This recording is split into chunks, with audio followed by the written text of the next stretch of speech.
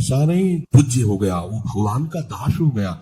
हम तो पोस्टमैन है, हमें जो मिला वो इधर दे दिया, लेकिन वो वही है, उसको उसी भाव से देखे कि भगवान का निज जन, भगवान का भक्त है। लात से मार रहा था, डंडों से मार रहा था, रुक जा, हमारे राज्य में कोई हमारे ऐसे धर्मयुक्त पशुओं को दंड दे और मेरा भय न हो, ऐसा कौन पैदा हो गया। नजदीक गए तो जब देखा कलयुग ने कि ये तो प्रचंड काल रूप है, भगवत भक्ति से संपन्न था, तुरंत उसने आग उतारी चरणों, महाराज रक्षा कीजिए, और मुझे भगवान ने ही सेवा दी, अब मेरा समय आ गया, अब मैं राज्य करूंगा तेरा कलयुग। जी हाँ, देखो उसका परिचय कहां से हुआ, अधर्माचरण से। तो उनका जब तक मैं जीवित हूं तब तक तेरा राज्य नहीं आने, हमारी प्रजा में अधर्माचरण फैले, होगा आपको कुछ न कुछ तो स्थान देना ही होगा कि आप ठीक मदिरालय और जो मदिरा सेवन और जहां शरीर को बेचा जाता हो, भ्रष्ट आचरण किए जाते हो, जहां जुआ खेला जाता हो, ये द्वित कीड़ा, मद्यपान करना, व्यभिचार करना। व्यभिचार उसे ही कहते हैं जो धर्म से रहित काम संभोग होता है, जो अपनी एक पत्नी व्रत रहकर भगवान की भावना से संतानोत्पत्ति की क्रिया,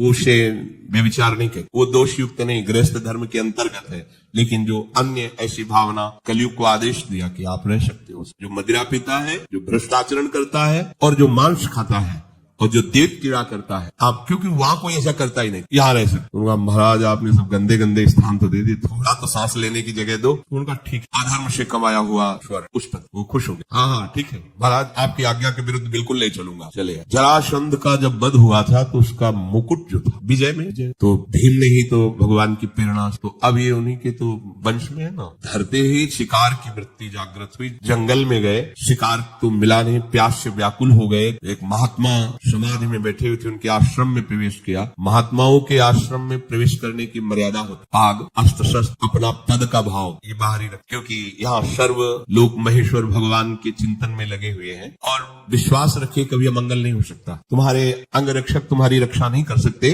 जैसा भगवान नाम रक्षा करता है। तो भगवान नाम का वहाँ सुरक्षा कवच होता है जहाँ भगवत प्रेमी महात्मा होते हैं। इसलिए बहुत जगह शास्त्रों में पाया गया है, जैसे कर्ण ऋषि के आश्रम में दुष्यंत जी तो अंगरक्षकों को बाहर ही छोड़कर अपना राजमुकुट और चरण पादुका उतार करके बड़ी दैन्यता से, ऐसे कई जगह महात्माओं के, पर आज ही भूल गए। ऐसे आश्रम में प्रवेश किए, घोड़े से उतरे, कोई है, प्यास लगी है, तो ये मर्यादा है कि यदि राजा पधारे तो खड़े होकर उसका स्वागत, क्योंकि हम राजा के राज्य में रहकर भजन करते हैं, वो राजा हमारे भगवान का स्वरूप है, उसका खड़े होकर स्वागत और अर्घ आदि दिया जाए, ऐसा पूर्व ऋषियों ने किया है। अब वो समाधि शमीक ऋषि, उनका नजदीक गए, बड़े बड़े महात्माओं के दर्शन किए होंगे, तो क्या जानते नहीं कि समाधि अवस्था में है। समाधि अवस्था केवल शरीर दिखाई दे रहा है, बाहर से आप उसे मृत जैसा भी कह, अमृत स्थिति है, प्राण वायु ही संचलन नहीं हो रहा है, होदा वृत्ति अंदर से, बाहर से सब क्रियाएं रुकी हुई। समाधि की अलग अलग स्थितियां होती। तो आज इनको देखो कलयुग का प्रभाव, उनको ढोंग नजर आ रहा है।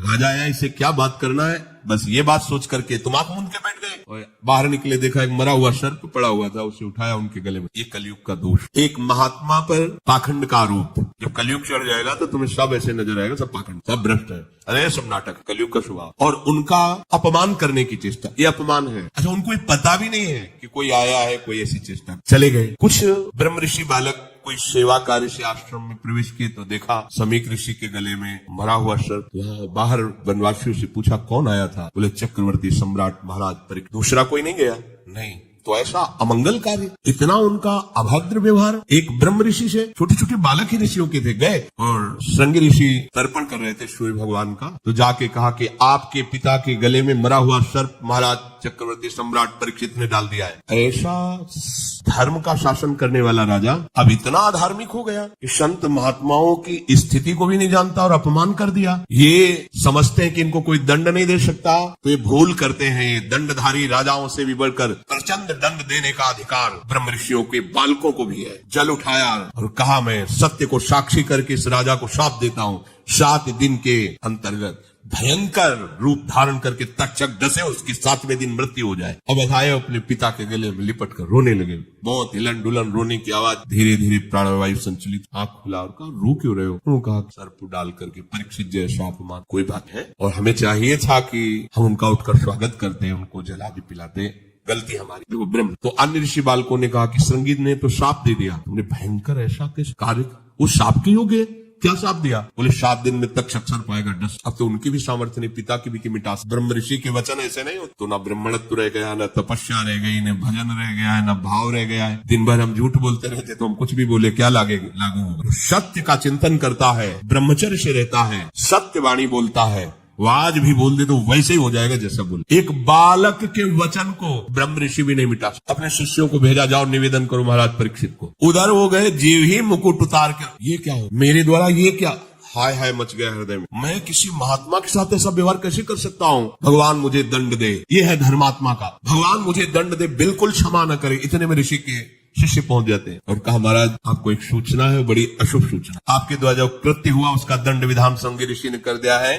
आज के 7वें दिन तक्षक सर्प आपको डसेगा, आप अपना उपाय कर लीजिए। कल्याण का, बचने का तो कोई उपाय ही नहीं है। बहुत प्रसन्न हुए, जैसे किसी ने उनको महासुख दे दिया। ये है भगवान के आश्रित, कोई भी साप ताप भय नहीं प्रदान कर सकता। प्रसन्न हुए, मैं तो मांग ही रहा था कोई दंड मिले। बहुत अच्छा। जन्मेजय को बुलाया, उसी क्षण रात दिया और गंगा किनारे जा करके बस आमरण अनशन व्रत, एक बूंद पानी भी नहीं पीऊंगा। और कैसे भगवत प्राप्ति हो 7 दिन में चिंता नहीं कर रहे थे। बड़े बड़े संत महात्माओं ने जब साप की बात सुनी, सब आ गए गंगा के। उसमें भगवान व्यासदेव जी, वशिष्ठ जी, बड़े बड़े महापुरुष नामी सब आ गए। सबसे पूछा 7 दिन में निश्चित भगवत प्राप्ति हो जाए, आप सब हमें ऐसा उपाय बताइए। सब आपस में विचार ही कर रहे थे। इतने में देखा कि आनंद में मगन हुए निर्वस्त्र दिगंबर भगवान सुखदेव, 16 वर्ष की अवस्था है, कृष्ण नाम जिह्वा से निकल रहा है, जीव ही आए सब। कैसे 7 दिन में भगवत प्राप्ति? बोले 7 दिन के पहले ही तुम्हें साक्षात्कार श्रीमद् भागवत श्रवण कराया और पूछा बेटा परीक्षित तुम्हें इस समय क्या तक्षक से डर है? उनका नहीं भगवान, आपने मुझे ऐसी स्थिति प्रदान कर दी कि एक तक्षक क्या करोड़ों महाकाल का रूप धारण करके भी आवे,